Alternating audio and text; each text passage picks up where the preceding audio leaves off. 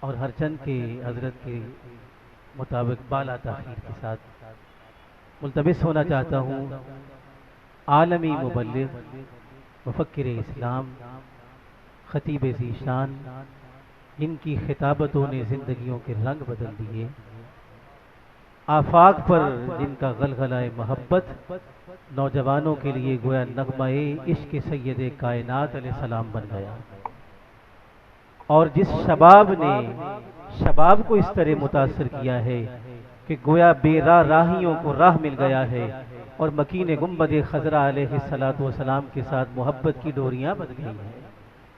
آپ حضرات کا یوں کھڑے ہونا ایک اعتبار سے سوء ادب بھی ہے اور ایک آپ کا اشتیاق بھی ہے، تو میں ملتمس ہوں کہ اگر آپ جہاں جہاں بھی جگہ ملتی ہے بیٹھ جائیے۔ میں ملتمس ہونا چاہتا ہوں واجب ذی قدر، واجب ذی احترام، حضرت اجمل خطابت، اجمل تحریک مسلمانان عالم، اپنے انداز محبت سے، اپنے اسلوب خاص سے، اپنے انداز عشق و محبت کے ساتھ، گندے ہوئے انداز کے ساتھ ہمیں آج کی شب میں ایک یادگار خطابت کے ساتھ جو بالآخر عمل اور محبت کی تصویر بن جائے، آپ حضرات بیٹھنے کا ثبوت دیجئے۔ نعرہ تکبیر! جس اشتیاق سے آپ آئے ہیں اور جتنی محبت کا اظہار کیا ہے اتنا بلند درجے کا نعرہ بھی ہونا چاہیے۔ نعرہ تکبیر! دونوں ہاتھ بلند کیجئے۔ نعرہ تکبیر! اور پرجوشیہ نعرہ تکبیر! نعرہ رسالت! نعرہ رسالت! نعرہ حیدری! نعرہ حیدری! نعرہ غوثیہ! واجب ذی قدر، اجمل خطابت، اجمل قیادت، اجمل کلام، اجمل تکلم، حضور مفکر اسلام، عالمی مبلغ اسلام، پیر طریقت، رہبر شریعت، پیر محمد اجمل رضا صاحب قادری مائک سے ہم کلام ہوں گے اور ہمارے دلوں کے مضراب سوئے مدینہ کھچے کھچے چلے جائیں گے۔ الحمدللہ الحمدللہ الذی ذی العزت والعلا والصلاة والسلام علی سید الانبیاء شمس الضحیٰ بدر الدجا نور الہدی منبع الجود والعطا، اما بعد، اعوذ باللہ من الشیطان الرجیم، بسم اللہ الرحمن الرحیم، یا ایہا النبی انا ارسلناک شاہدا ومبشرا ونذیرا وداعیا الی اللہ بإذنہ وسراجا منیرا، صدق اللہ العظیم وصدق رسولہ النبی الکریم، ونحن على ذلك لمن الشاہدین والشاکرین والحمد للہ رب العالمین۔ ان اللہ وملائکتہ یصلون علی النبی یا ایہا الذین آمنوا صلوا علیہ وسلموا تسلیما، الصلاة والسلام علیک یا سیدی یا رسول اللہ وعلی آلک واصحابک یا سیدی یا حبیب۔ سارے حضرات درود کی پڑھیے۔ الصلاة والسلام علیک یا رسول اللہ وعلی آلک واصحابک یا حبیب اللہ، اللہم صلی علی سیدنا و مولانا محمد معدن الجود والکرم وآلہ وصحبہ وبارک وسلم۔ تمام تعریفیں، حمد و ثنا اللہ تبارک و تعالی کے لیے، درود و سلام نبی اکرم نور مجسم شفیع معظم احمد مجتبیٰ جناب حضرت محمد مصطفیٰ صلی اللہ تعالی علیہ وسلم کی ذات والا صفات کے لیے حمد و صلات کے بعد، عزیز دوستو، بزرگوں اور بھائیوں، بالخصوص حضرات علماء کرام، حاضرین و سامعین، توحید و رسالت کانفرنس کے عنوان سے سجائی گئی اس بزم نور میں میں اور آپ حاضر ہیں۔ دعا یہ ہے کہ اللہ تعالیٰ ان دوستوں کو جنہوں نے اس محفل مبارکہ کو سجانے میں، سنوارنے میں اپنا کردار ادا کیا، اللہ انہیں بہترین صلہ عطا فرمائے، اور جو حضرات یہاں تشریف لائے ہیں ہم سب کو اللہ اخلاص کی توفیق عطا فرمائے اور ہمارا مل بیٹھنا ذریعہ نجات بنائے۔ میں پکا مسافر آدمی ہوں اور اکثر سفر میں رہتا ہوں، چار پہی کو کمر لگانے کا موقع ذرا کم ملتا ہے، ہمارے قاری صاحب تشریف لے گئے تھے، وقت میں کوئی ایسی گنجائش نہیں تھی، لیکن ایک بزرگ آدمی سفید داڑھی کے ساتھ اتنا سفر کر کے جب تشریف لائیں تو میرے جیسے چھوٹے آدمی کو شرم آتی ہے۔ فوراً میں نے وعدہ کر لیا، لیکن مجھے یہ نہیں پتہ تھا کہ یہاں معاملات بڑے پکے ہیں۔ میں صبح سے گزارش کر رہا ہوں کہ چلو ذرا جلدی میرا بیان ہو جائے، تو میں بیمار ہوں، گھر چلا جاؤں گا، لیکن مجھے نہیں پتہ تھا کہ قسمیں پکی کھائی ہوئی ہیں دوستوں نے۔ میں تھک گیا بری طرح سے، اور بڑی دیر سے، یعنی مجھے بتا دیا جاتا کہ آپ کو 10:15 لگانا ہے تو میں کوئی گھنٹہ لیٹ جاتا کہ تاکہ میری کمر سیدھی ہو جاتی، لیکن وہ ہمارے دوستوں کا جو مزاج ہے نا، آپ آ جائیں تو آپ آ جائیں۔ اس لیے میں اب کئی دفعہ بچوں سے کہتا ہوں کہ ہم جلسوں کے ساتھ چل نہیں سکتے، تو ہمیں سجدہ صاحب کر کے واپس ہو جانا چاہیے۔ وہیں ٹھیک ہے، اپنے گھر میں ہی کچھ تھوڑا بہت جو ہم سے ممکن ہو سکے مشکل میں آ جاتے ہیں، لیکن ہم آ گئے اپنے وقت پہ تو چلیں، اگر ہمارے ساتھ اس طرح کی شفقت ہو جایا کرے تو ہم چلیں آگے بھی بڑھ جایا کریں گے۔ بہرحال اب چونکہ جو ہونا تھا وہ تو ہو چکا، اللہ رسول کی بات تو ہوگی انشاءاللہ تعالی۔ اللہ آپ کو جزائے خیر دے۔ بس میری تمام آپ بڑی محنت کرتے ہیں، جلسے سجاتے ہیں، میری گزارش یہ ہے کہ جو وعدے ہم کرتے ہیں ہمیں ان پہ قائم رہنا چاہیے۔ لیٹ تو مجھے ہونا چاہیے تھا نا، جس بندے نے 3.5 گھنٹے کا سفر کر کے آنا تھا، لیکن وہ ٹائم پہ ہے۔ اور پھر یہ کہ آپ بتا دیں کہ بھئی آپ کو 10:30 ہی لگانا ہے تاکہ ہم گھنٹہ کہیں لیٹ جائیں۔ چائے کا بڑا شوقین ہوں میں، تو میں جن دوستوں کے یہاں بیٹھا تھا انہوں نے بڑی گزارش کی کہ چائے پی لیں، تو میں نے کہا نہیں یار، وہاں ٹائم دیا ہوا ہے، اب چائے رہنے دیں، جلسے پہ وقت پہ پہنچنا ہے۔ اللہ تعالیٰ توفیق رفیق عطا فرمائے۔ اللہ میں ایک وکیل کا مضمون پڑھ رہا تھا، وہ کہہ رہا تھا کہ میں علامہ کاظمی صاحب رحمۃ اللہ علیہ کے پیچھے بڑی پابندی سے درس سنتا تھا، اور وہ جب میں جاتا تھا صبح کچہری تو مجھے وہ ان کا درس فائدہ دیتا تھا عدالت میں، لیکن وہ کہتے ہیں اب میں نہیں جلسوں پہ جاتا، اس لیے کہ مولوی آتا ہے 1 بجے اور میں نے سویرے جانا ہوتا ہے 7 بجے کچہری، میں نے کو فجر پڑھ کے سونا تو ہے نہیں، تو کہتے اس لیے میں اب نہ جا پاتا ہوں نہ سن سکتا ہوں۔ ہم نے یہ کیا ہے کہ ہم نے ایسے طبقات جنہوں نے صبح جلدی ڈیوٹی پہ جانا تھا انہیں ہم نے پابند کر دیا ہے کہ تم نے جلسوں میں نہیں آنا، پابندی ہے، اس لیے کہ میری طرح کے خطیب نقیب یہ تو سارے سوتے ہیں، سویرے دیر سے اٹھتے ہیں، جس نے صبح وقت پہ جانا ہے وہ بیچارہ نہیں آ پاتا۔ باہر کیف اللہ تعالیٰ توفیق رفیق عطا فرمائے۔ اب میں زیادہ بات کرنے کی پوزیشن میں تو نہیں ہوں، لیکن کچھ باتیں انشاءاللہ تعالیٰ آپ کی خدمت میں عرض کرتا ہوں۔ اللہ تعالیٰ نے قرآن مجید میں فرمایا کہ یا ایھا النبی انا ارسلناک شاہدا ومبشرا ونذیرا، فرمایا محبوب ہم نے آپ کو حاضر و ناظر بنایا ہے، خوشخبری دینے والا بنایا ہے اور ڈر سنانے والا بنایا ہے۔ آپ شاہد بھی ہیں، مبشر بھی ہیں اور نذیر بھی ہیں، لیکن ان ساری شانوں کے ساتھ محبوب پتہ کریں گے کیا؟ وداعیا الی اللہ، ہم نے آپ کو اللہ کی طرف دعوت دینے والا بنایا، وداعیا الی اللہ باذنہ وسراجا منیرا، اور آپ چمکتے ہوئے آفتاب ہیں، کس برکت سے؟ اللہ کے دیے ہوئے اذن کی برکت سے۔ توحید اسلام کا بنیادی عقیدہ ہے، اور حضور کیا ہیں؟ داعی الی اللہ، اللہ کی طرف دعوت دینے والے۔ ہمارے ہاں اب یہ ہوا ہے، پاکستان ایک جمہوری ملک، تو جو جمہوری ملک ہوتے ہیں ان کے اندر ہر بندے کو بولنے کی اجازت ہوتی ہے، اور کوئی کرائیٹیریا نہیں کسی بھی منصب کا، اس منصب پہ بیٹھ کے کون بول سکتا ہے تو کون نہیں بول سکتا، اور فلاں جگہ کون، ہر بندے کو، اور اب تو خیر سوشل میڈیا ہے، اب تو ہر بندہ جو باتیں دل میں ہوتی تھی وہ وہاں لے آتا ہے، اور جو نہیں لانے والی وہ بھی لے آتا ہے۔ تو ہمارے ملک کے اندر کچھ لوگوں نے معاذ اللہ توحید باری تعالیٰ کے خلاف بھی ایک خاموش تحریک شروع کر دی۔ آپ نے کچھ عرصہ پہلے سنا ہوگا، ہمارے ایک وزیر اعظم صاحب نے کہا تھا کہ جو جس کو بھی پکارتا ہے نا، وہ کسی نہ کسی رنگ میں اللہ کو ہی پکارتا ہے۔ اسی طرح کی کچھ باتیں ہمارے ملنگ کرتے ہیں، سارے روپو دے ہی نے، سنتے ہیں نا آپ؟ ہاں نہ تو کرو نا، ناراض ہو بڑی مہربانی، میں چھیتی ٹور جانا جی۔ آپ غور کریں کیا حرکت کر رہے ہیں، اللہ آپ کو خوش رکھے۔ ادھر دیکھیں، ملنگ کرتے ہیں نا اس طرح کی باتیں، سارے روپ او دے ہی نے، کہ رنگ معاذ اللہ اس طرح کی بات. اسی طرح کچھ ادیب، کچھ شاعر، سارے نہیں، کچھ سمجھدار لوگ بھی ڈھیروں ہیں اللہ کے فضل سے، قرآن و سنت کو جاننے والے.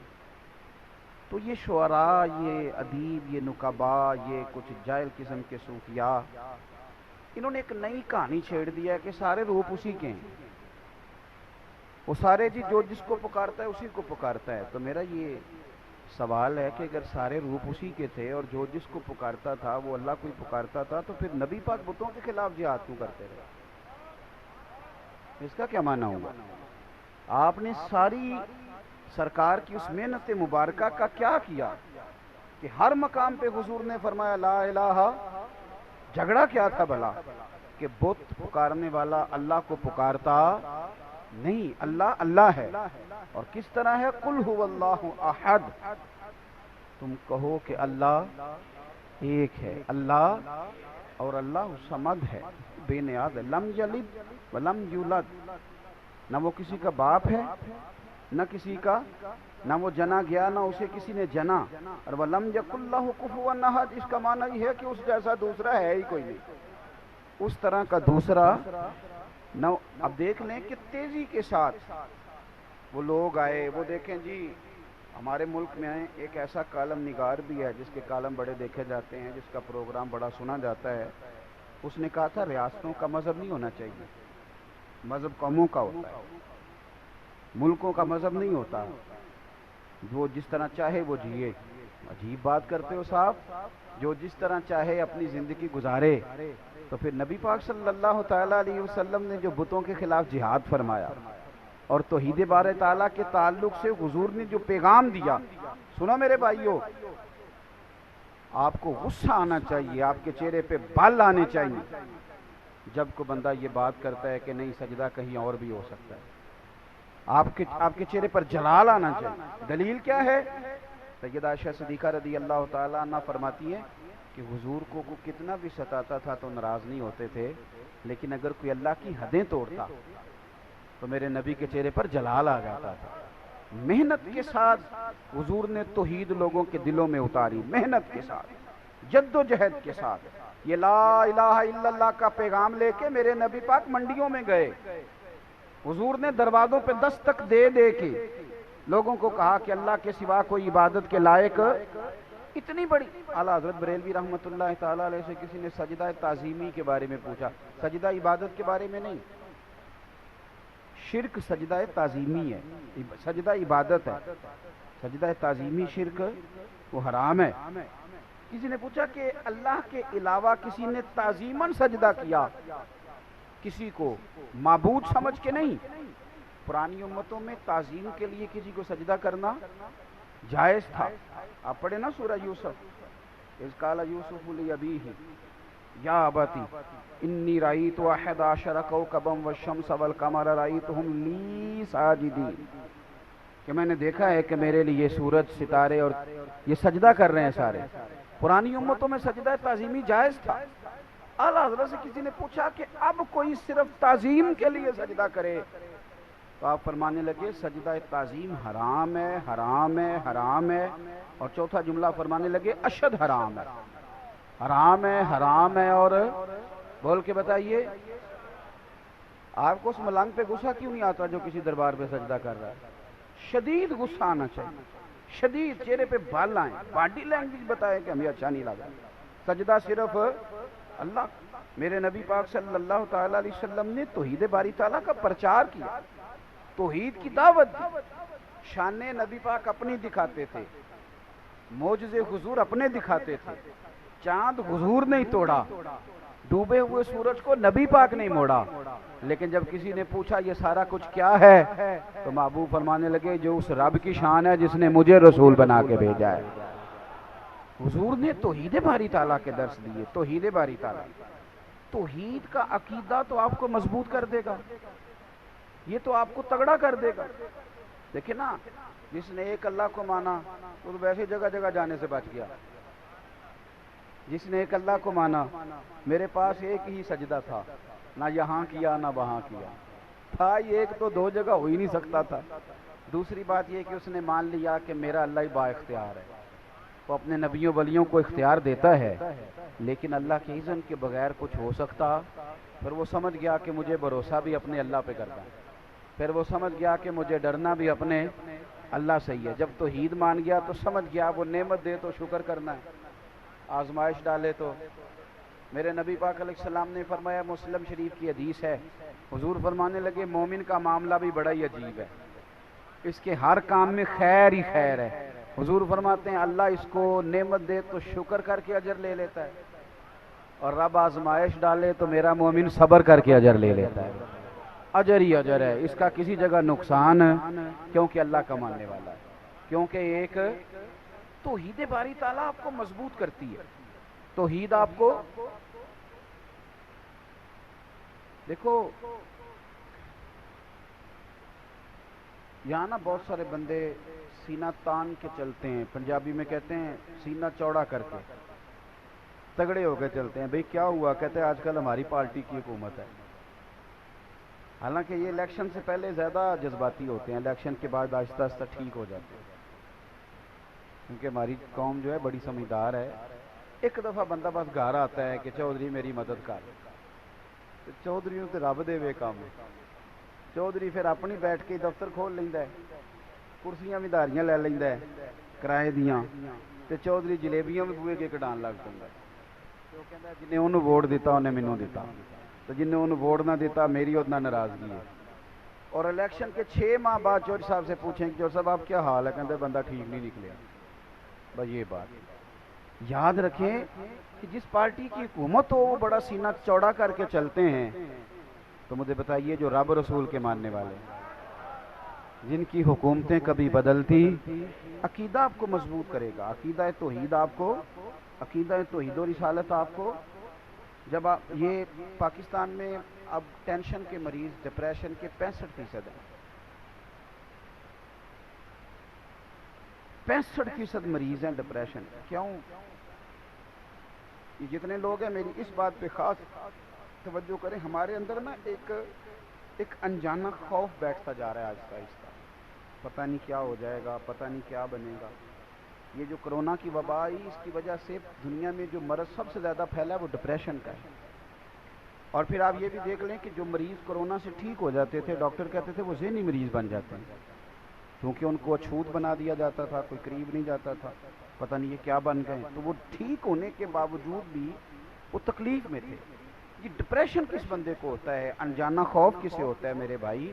اس بندے کو ہوتا ہے جس کا عقیدہ توحید کمزور ہوتا ہے، جس کا عقیدہ توحید تگڑا ہوتا ہے نا، تگڑا، اس بندے کو یہ چیزیں، اس کا تو اللہ اس کے ساتھ ہے، اس کا تو رب اس کے ساتھ ہے، وہ بندہ مضبوط ہوتا ہے۔ آپ دیکھیں نبی پاک صلی اللہ تعالی علیہ وسلم حضرت ابوبکر صدیق کے ساتھ غار ثور میں پہنچ گئے۔ اب جن لوگوں نے غار ثور دیکھی ہے ان کو پتہ ہے کہ اس طرف نشان ہے بڑا، اور اس طرف ایک بڑا سوراخ ہے، وہاں اگر کوئی بندہ کھڑا ہو جائے نا تو بالکل اس طرح ہے کہ وہ اگر جھکے گا نا تو سارا کچھ دیکھ لے گا غار کے اندر کیا ہے، یعنی ایک دیوار کا فاصلہ ہے۔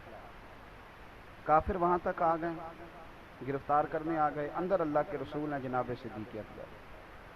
حضرت صدیق اکبر پریشان ہو گئے، خوف میں آ گئے، غم میں۔ غم کس کا تھا؟ کہ میرے نبی کو کوئی تکلیف نہ پہنچ جائے، اپنا نہیں۔ اب آپ ذرا عقیدہ توحید دیکھیے گا میری سرکار کا۔ جناب صدیق اکبر فرماتے ہیں کہ غار کے دروازے پر آ گئے کافر، یعنی ادھر دیکھو میرے بھائی، بالکل بیماری، مصیبت، پریشانی، موت دروازے پہ بھی اگر آ جائے تو ہم نے کرنا کیا؟ بالکل دروازے پہ آ جائے تو کیا کرنا؟ حضرت ابوبکر صدیق کہتے ہیں بالکل آ گئے، ایک دیوار کا فاصلہ تھا، کافر آ گئے۔ میں نے عرض کی سونیا یہ آ گئے، یعنی یہ کھڑے ہیں، آ گئے۔ حضور اگر انہوں نے ذرا سا جھک کے دیکھا تو ہمیں دیکھ لیں گے۔ کہتے ہیں میں ڈر رہا تھا پر مدینے والے رسول مسکرا رہے تھے۔ آپ سمجھے میری بات کو، وہ مسکرا رہے تھے اور مسکرا کے فرمانے لگے لا تحزن، غم نہ کر۔ دلیل دی نبی پاک نے، ابو بکر غم حضور کیوں نہ کروں؟ فرمایا اس لیے نہ کر کہ ان اللہ معنا، ہم کو اکیلے نہیں، ہمارا رب ہمارے ساتھ ہے۔ جن کے ساتھ رب ہو ان کا دشمن دروازے پہ بھی آئے تو ان کا بگاڑ کچھ نہیں سکتا۔ جن کے ساتھ رب ہو، اٹھ باندھ کمر کیوں ڈرتا ہے؟ پھر دیکھ خدا کیا کرتا ہے۔ یہ ہمارے نوجوان بڑے کچے پکے، بڑے کچے پکے، یہ تو سارے ڈھونڈ رہے ہیں، یہ تو منتیں کر رہے ہیں امریکہ والے ماموں کہ تو کسی طریقے مہربان ہو جا، یہ تو بھاگ رہے ہیں لندن والی چچی کے پیچھے، ممانی کے پیچھے، خالہ کے پیچھے۔ یہ تو سیاستدانوں کی بیچارے یہ کہتے ہیں کچھ جیک لگ جائے، کرنا کچھ نہ پڑے، کسی طریقے کوئی بازو۔ کیوں آپ سارے تلاش کرتے ہیں؟ آپ کے پاس تو رب رسول کا دیا ہوا سہارا ہے، کیوں سارے تلاش کرتے ہیں؟ آپ توجہ کریں، اگر اللہ رسول کا دامن، یہ کوئی ٹھیکہ نہیں ہے کہ صرف وہ میں ایک مضمون، ایک کالم نگار ہیں، کبھی کبھی ان کا پڑھتا ہوں، وہ میرا تھوڑا بہت ان سے رابطہ بھی رہتا ہے۔ ایک دن انہوں نے مضمون لکھا تو مضمون یہاں سے شروع کیا، کہنے لگے کہ ایک چودھری کا بیٹا مر گیا تو ایک غریب کا بچہ اپنی دادی سے پوچھتا ہے کہ اب چودھری کون بنے گا؟ تو اس نے کہا اس کا بیٹا۔ تو وہ کہنے لگا دادی اگر وہ بھی مر گیا؟ تو اس نے کہا اس کا بیٹا۔ اگر کہا وہ بھی مر گیا تو اس کا بیٹا۔ تو دادی کہنے لگی پترا سارا پنڈ بھی مر جائے تو چودھری نہیں بن سکتا۔ میں انہوں کالم نگار میں فون کیتا، میں نے کہا یہ تو نے کیا فضول بات لکھی ہے، میرے ساتھ چل میں تجھے بتاتا ہوں غریبوں کے بچے چودھری بنے ہوئے۔ ہاں چل میرے ساتھ، میں دکھاتا ہوں۔ اگر امیر کا بچہ ان پڑھ نکلا ہے تو وہ گن لے کے بینک کے دروازے پہ کھڑا ہے، وہ چوکیدار ہے، اور اگر غریب کا بچہ پڑھ گیا تو وہ مینیجر بن کے اندر کرسی پہ بیٹھا ہوا ہے۔ تو بچوں میں صلاحیت پیدا کر۔ یہ تو نے کیا بات کر دی کہ چودھری نہیں بن سکتے؟ یہ تجھے کس نے کہا؟ یہ تو بچوں کو، اقبال کہنے لگے کہ شکایت ہے مجھے یا رب خدا بندان مکتب سے، سبق شاہی ہے بچوں کو دے رہے ہیں خاک بازی کا۔ یہ آپ کیا بات کر رہے ہیں؟ انہیں بتاؤ کہ تم سارا کچھ بن سکتے ہو، تمہارے اندر کیا کمزوری؟ حضرت بہلول دانا نا رستے میں بیٹھے تھے تو ہارون رشید حج کر کے آ رہا تھا۔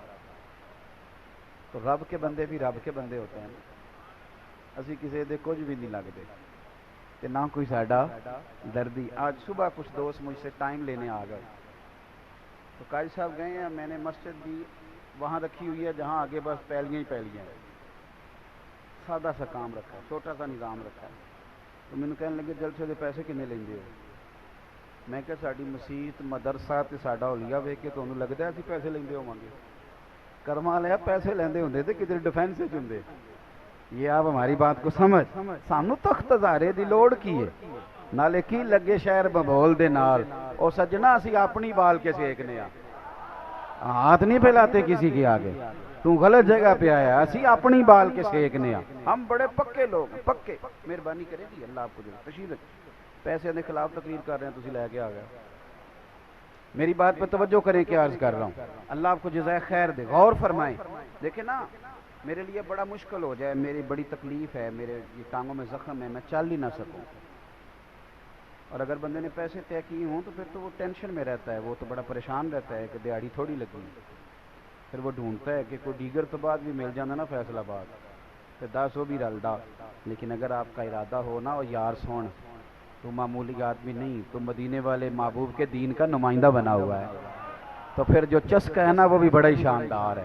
پھر وہ خواجہ صاحب کہتے ہیں کوٹ مٹھن سے کہ میں اپنی حیاتی تو قربان تھی ماں، اور دیکھو میری محمد پکیندے گزر گئی، دیکھو میں کتنا خوش بخت ہوں۔ اور بریلی کے امام فرمانے لگے فرشتے بھی کرتے ہیں تعظیم میری، فدا ہو کہ ان پر یہ عزت ملی ہے۔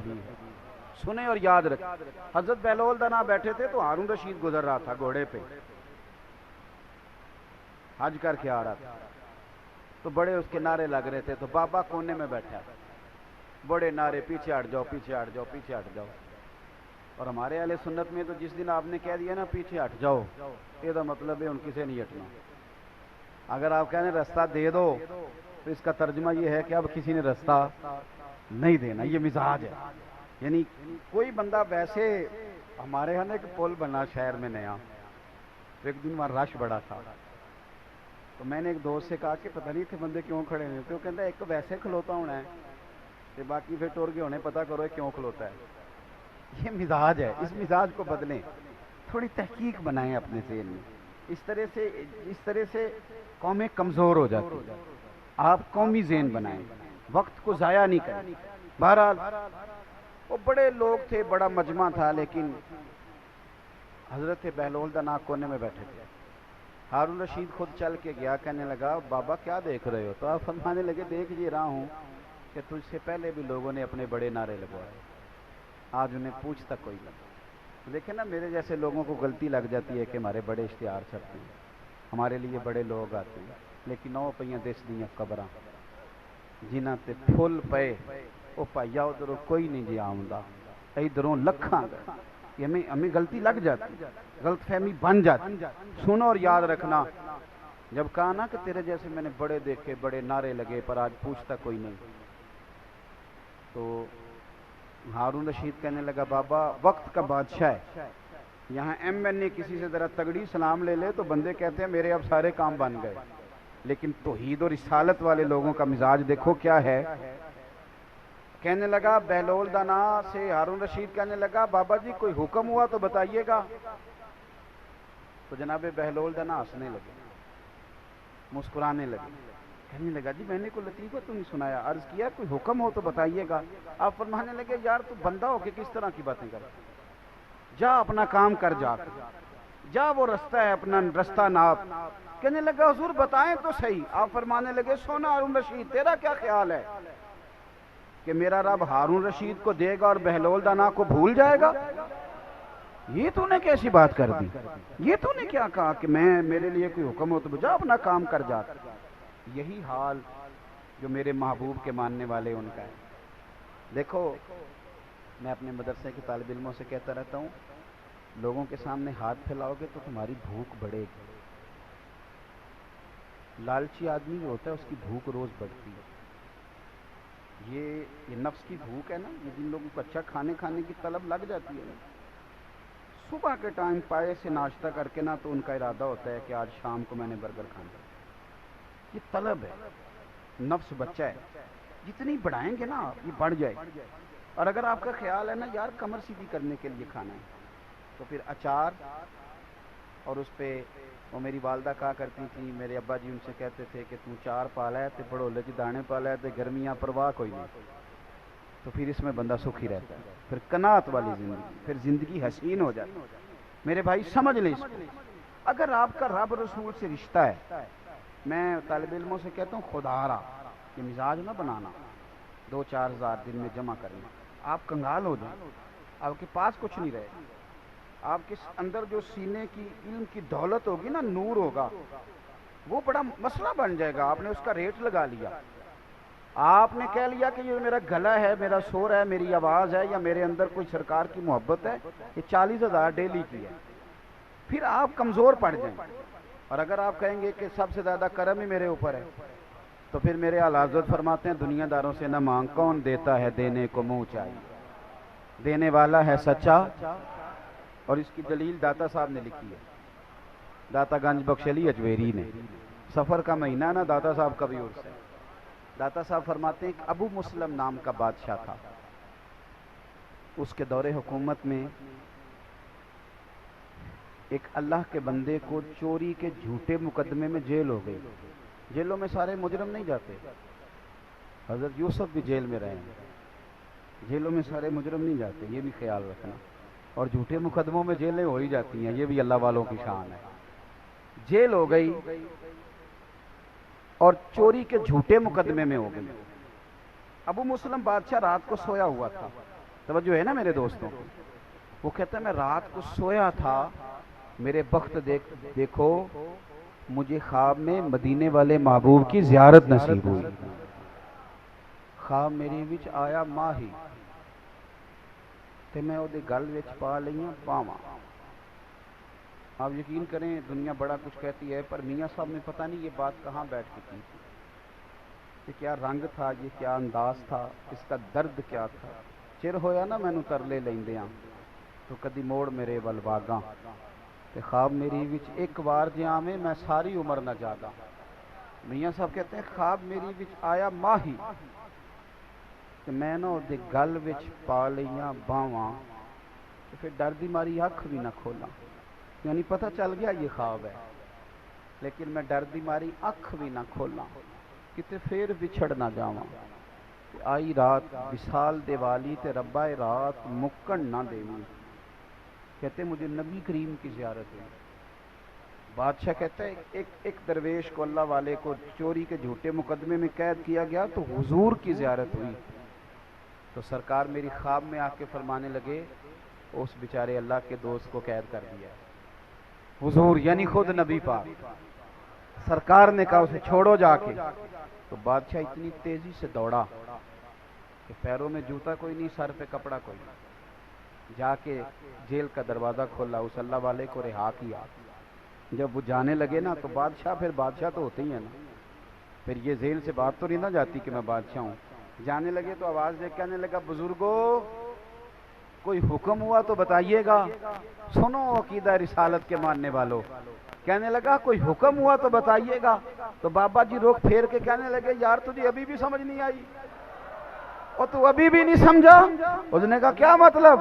کہنے لگا تو ابھی بھی نہیں سمجھا، مجھے دشمنوں نہ چھیڑو، میرا ہے کوئی جہاں میں، تو ابھی بھی نہیں سمجھا؟ کا کیا مطلب؟ کہنے لگے جو آدھی رات کو تجھے سوتے کو جگا کے بھیجیں، نہ تو جوتا پہن سکے نہ سر پہ کپڑا لے سکے، جو آدھی رات کو تجھے بھیجتے ہیں مجھے وہ کسی اور کی ضرورت رہنے دیتے ہیں؟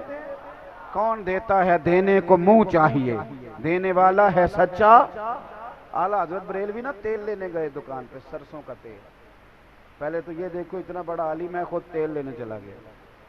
مسجد کا امام اپنے گھر کی سبزی کا تھیلا نہیں اٹھاتا، وہ کہتے میری شان کے خلاف ہے، یعنی میں کیسے اٹھاؤں، یہ کیسے ہو سکتا ہے؟ خود تیل لینے گئے، دکاندار کو بوتل دی کا تیل سرسوں کے تیل کی بھر دو، اس نے بھر دی، فرمایا کتنے پیسے؟ کہنے لگا ویسے تو 5 آنے کی ہے، آپ ہمارے عالم ہیں، آپ 3 آنے دے دیں، ویسے 5 کی ہے۔ اعلیٰ حضرت مسکرائے، اعلیٰ تھے نا تو مسکرائے، تو مسکرا کے فرمانے لگے کیا کہا تو نے 2 آنے چھوڑ رہا ہے؟ فرمایا رکھ تو 5 پورے ہی، میں اپنا علم 2 آنے کا نہیں بیچا کرتا، کروں مدح اہل دول رضا، پڑے اس بلا میں میری بلا، کیونکہ میں گدا ہوں اپنے کریم کا، میرا دین پارائے نان۔ تو اچھی طرح سمجھ لیں کہ جب آپ عقیدہ توحید و رسالت والے ہوتے ہیں، جنگ احد کے موقع پہ نا ابو سفیان نے کہا تھا کہ دیکھو ہم نے تمہارے کتنے لوگ قتل کر دیے، تو نبی پاک علیہ السلام نے حضرت عمر سے فرمایا تو جواب دے، مسلمانوں اپنے دلوں میں عقیدہ توحید و رسالت پیدا کرو۔ آپ یقین کرو ہم کچے ہوتے جا رہے ہیں، کچے، اس لیے پریشان ہیں، ڈپریشن ہے، ٹینشن ہے، اور لوگ بھاگ رہے ہیں، یوں لگتا ہے جیسے یہ سمجھتے ہیں کہ ان کا نصیب کوئی اور لے جائے گا۔ یہ ہو سکتا، یہ کیسے ہو سکتا ہے کہ کھاتا تیرا ہو اور لے کوئی اور جائے؟ تجھے اتنی جلدی کاہے کی ہے، اتنی ٹینشن کاہے کی؟ تیرے ذمہ محنت کرنا ہے، نتیجہ تیرے ذمہ، نتیجہ تو میرے رب کریم کے ذمہ۔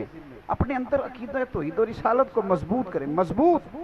نبی پاک علیہ السلام جب ابو سفیان نے کہا نا تمہارے اتنے لوگ قتل ہو گئے، تو حضور نے فرمایا اب عمر اسے جواب دے۔ جناب عمر فرمانے لگے ابو سفیان سن، اس وقت وہ کلمہ نہیں پڑھتے تھے، فرمایا سن، تم تو کسی مولا کو مانتے نہیں، تو ہمارا تو مولا ہے، ہمارا تو رب ہے، ہمارے جو بچ گئے وہ غازی ہیں، اور جو چلے گئے انہیں میرے رب نے شہادت کا درجہ عطا فرما دیا، ہمارا کوئی نقصان۔ عقیدہ توحید والے لوگ تگڑے، مضبوط۔ بس بات ختم کرنے لگا ہوں۔ رومیوں نے نا حضرت عبداللہ بن حذافہ رضی اللہ تعالیٰ عنہ کو قید کر لیا تھا حضرت عمر کے زمانے میں، بڑے دلیر تھے۔ نوجوانوں ایک بات آپ سے کر دوں، جس آدمی کی نظر میلی ہو یا وہ لقمہ حرام کھانے والا ہو وہ بزدل ہو جاتا ہے، اچھی طرح سمجھ لیں۔ جو سمجھتے ہیں ہم دلیر بنیں، دلیر، ایک انہیں نظر پاک رکھنی چاہیے، دوسرا رزق پاکیزہ کھانا چاہیے، کبھی بھی وہ کمزور نہیں پڑیں گے۔ یہ بس دل کی تختی پہ لکھ لو، خوددار بنو گے تو تمہاری عزت بڑھ جائے گی، ہاتھ پھیلاؤ گے تو ختم ہو جائے۔ حضرت عبداللہ ابن حذافہ بڑے دلیر تھے، میدان میں لڑ رہے تھے رومیوں کے خلاف، تو 1000 فوجی تھا اور عبداللہ ابن حذافہ اکیلے تھے، لڑ رہے تھے۔ کیونکہ وہ اقبال نے کہا تھا کہ مومن تو بے تیگ بھی لڑتا ہے سپاہی، اس کے تو ہاتھ میں شے کوئی نہ ہو تو پھر بھی لڑتا رہتا۔ لڑ رہے تھے، 1000 بندے نے مل کے گرفتار کیا، قابو نہیں آتے۔ میں کہانی نہیں سنا رہا، حضور کے صحابہ کی شان سنا رہا ہوں، یعنی 1000 بندے نے۔ ہمارے بچے اللہ خیر فرمائے، انہوں نے موٹر سائیکل ایک ٹائر پہ چلانا سیکھ لیا ہے، باقی کوئی دنیا کا کام وہ باہر جا کے کریں گے، پاکستان میں نہیں کریں گے۔ ہر چوتھے بیٹے سے پوچھو آپ کیا کرتے ہیں، کہتے کاغذ جمع کرائیں باہر جانا، تو جب جاؤ گے تو چلے جانا، یہاں تو کچھ کرو۔ کچھ نہیں ملتا تو ریڑھی لگاؤ، کچھ نہیں ملتا تو کریانہ ڈالو۔ ایک پیشہ دنیا میں برا ہے، وہ ہے ہاتھ پھیلانا، باقی کوئی پیشہ دنیا میں برا، حضور نے تو تعریفیں کی ہیں محنت کر کے کمانے والے۔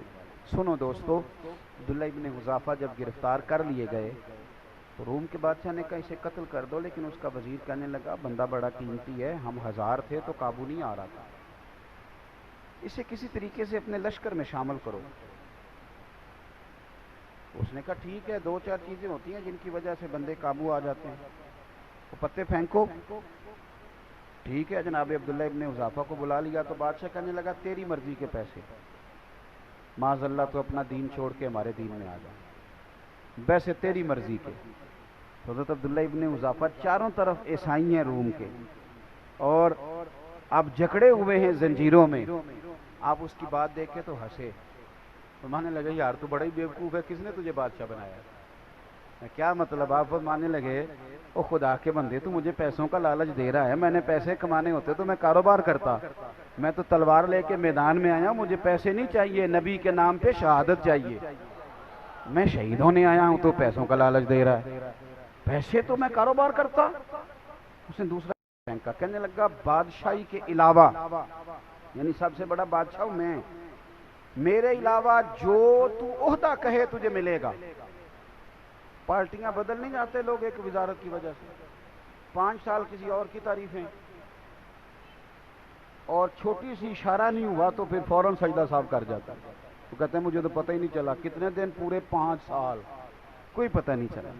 یہ کمزور قومیں ایسا کرتی ہیں، نظریاتی لوگ اس طرح کے، شرم آتی ہے اس طرح کی باتیں کرتے۔ جو نظریاتی لوگ ہوتے ہیں وہ بکاؤ مال تھوڑا ہوتے ہیں، میرے بھائی غور کیجئے گا۔ کہنے لگا میرے علاوہ جو عہدہ تجھے چاہیے ملے گا۔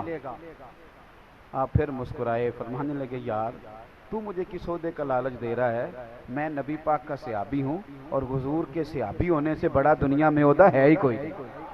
صحابہ تو وہ صحابہ تھے جن کی ہر صبح شام ہوتی، خدا کا قرب حاصل تھا، نبی کی دید ہوتی۔ اب اس نے غصے میں کہا اس کو قید کر دو، کل اس کا فیصلہ کریں گے۔ نوجوانوں غور کرنا، یہ ہے عقیدہ توحید و رسالت کے ماننے والے لوگ۔ بادشاہ کا وزیر کہنے لگا مجھے نہیں ایک موقع دیتے؟ اب وہ کیا؟ کہنے لگا میری بیٹی بڑی خوبصورت ہے،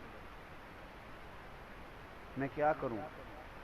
میں تو اس ملک میں رہتا ہوں جہاں کا نوجوان لڑکیوں کے اسکول کے آگے کھڑا ہوتا ہے، کالج کے آگے کھڑا ہوتا ہے، ڈھیر ساری بچیاں پڑھ سکتی تھی، اس لیے ماں باپ نے کالج سے اٹھا لیا کہ مسلمانوں کے بچے تنگ کرتے ہیں، یہودیوں عیسائیوں کے نہیں، ہمارے اپنے، یعنی دل کے پھپھولے جل گئے سینے کے داغ سے، اور دیکھو میرے گھر کو آگ لگ گئی، گھر کے ہمارے بچے۔ اور یاد رکھنا جس کے گھر میں بیٹی ہوتی ہے نا، میں نے اپنے سر پہ کبھی بڑے بال نہیں رکھے، چھوٹے سے بال رکھتا ہوں۔ میری 7 بہنیں، جن میں سڑک پہ کھڑا تھا، شاید 6ٹھی کلاس میں پڑھتا تھا، تو میں نے بالوں کو بڑی کنگھی کی، جیب میں کنگھی ہوتی ہے، ایک وقت ہوتا ہے نا بندے، میں کنگھی کر رہا تھا تو میرے ابا جی بھینسوں کا چارہ لے کے آ رہے تھے، تو ایک بات انہوں نے مجھے سڑک پہ بلا کے کہی، مجھے کہنے لگے پتر کنگھی شنگھی کر کے نہ نکلیا کر، میری یہاں 7 تیاں نہیں، اگر تو کسی کے گھر دیکھے گا تو پتہ نہیں کیا بنے گا۔ بس ختم ہو گئی بات، کبھی بال ہی نہیں رکھے، ختم ہو گئی بات اس کے بعد، اور کبھی خیال ہی نہیں آیا۔ یہ آپ اپنا گھر محفوظ کریں گے اگر آپ کسی کے گھر کی حفاظت کریں گے۔ بھائی، حضرت عبداللہ ابن حذافہ کے بارے میں وزیر کہنے لگا میری بیٹی بڑی خوبصورت ہے، رات کو سجا سنوار کے بیٹی کمرے میں بھیج دی، لیکن سیدنا عبداللہ بن حذافہ ساری رات نفل پڑھتے تھے۔ ادھر دیکھو میری طرف، یہ کام ناممکن نہیں، تھوڑا مشکل ضرور ہے۔ آپ کے ذہن میں بن جائے نا کہ یہ چیز حرام ہے، یہاں کلک ہو جائے تو اس کے قریب جاتے بندے کو کہہ آتی ہے، لطف نہیں آتا۔ آپ گوشت کھا رہے تھے، 2-3 لقمے کھائے تو بڑا مزہ آیا، تو پھر کسی نے بتا دیا زکوٰۃ کے پیسوں کا ہے، اس کا منہ میں ذائقہ بدل جاتا ہے کہ نہیں؟ چلیں ایک اور مثال دیتا ہوں، آپ کھا رہے تھے، بڑا مزہ آ رہا تھا، تو کسی نے کان میں کہہ دیا حرام جانور کا ہے، پہلے مزہ آ رہا تھا لیکن جب اس نے کہا حرام جانور کا ہے تو کیا شروع ہو جاتی ہے نا، الٹیاں آنے لگتی ہیں نا۔ کیوں؟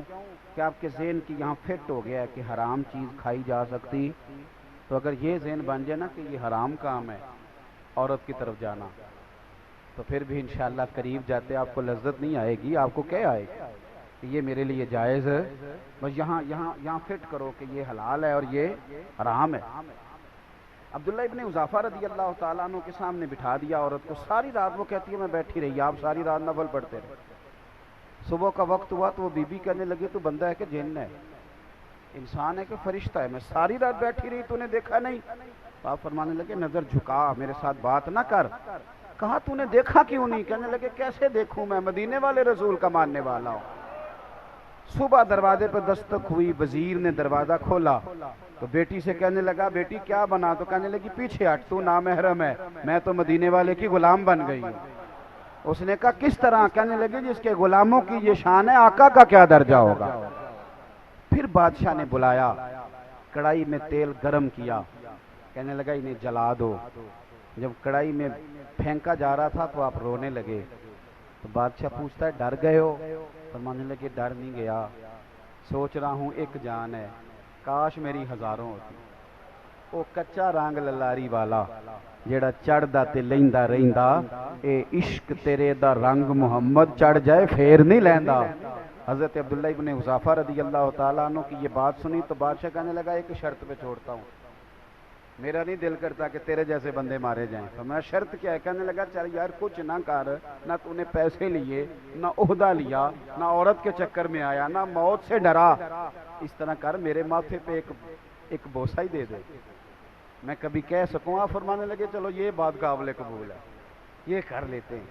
عقیدہ توحید و رسالت آپ کو جوان کرے، آپ کو تگڑا کرے۔ آپ تو ہر وقت کے مومن ہیں، مومن کی تو سانسیں بھی چلیں اس کے رستے میں، خالص اس کی رضا میں، تو اس پر بھی اللہ اجر عطا کرتا ہے۔ تو اپنے آپ کو مضبوط کریں، اپنے عقیدے کو، افکار کو مضبوط کریں۔ جب یہ مضبوط ہو جائے گا تو زندگی آسان ہو جائے گی، آپ کا اٹھنا بیٹھنا چلنا آسان ہو جائے گا۔ دعا کرتا ہوں جو میں نے کہا میرا اللہ قبول فرما لے، جہاں بھول گئے اللہ ہم سے درگزر فرمائے۔ ابھی پروگرام جاری ہے، آپ میری بات سنیں، کیونکہ محفل اللہ رسول کے نام کیا نا جی، لوگ تو آتے جاتے رہتے ہیں اور ہم شخصیات کے نہیں نظریات کے قائل ہیں۔ تو میری گزارش ہے کہ آپ بیٹھیں، اتنا اچھا پنڈال سجا ہوا ہے، جو خطاب ہونے جا رہا ہے اس کو بھی سنیں۔ شاہ صاحب نے گفتگو شروع کر دی، میں اگرچہ زیادہ بیٹھ نہیں سکتا لیکن آداب ہوتے ہیں، پھر میں نے کوئی ایسی بات کرنی مناسب نہیں سمجھی، میں نے ان کی بات سنی۔ تو کچھ چیزیں ایسی ہوتی ہیں جو سن لینی چاہیے، کوئی حرج نہیں ہوتا، اپنے بزرگوں کا احترام انسان کو بڑا کرتا ہے، چھوٹا نہیں کرتا۔ تو میری آپ سے گزارش ہوگی، میرا خیال ہے کہ بہت لمبا نہیں، کوئی گھنٹہ سوا زیادہ سے زیادہ پروگرام چلے گا، تو آپ کو دشواری نہیں ہونی چاہیے، آپ کو بیٹھنا چاہیے۔ اللہ آپ کو سلامت رکھے، آخر دعوانا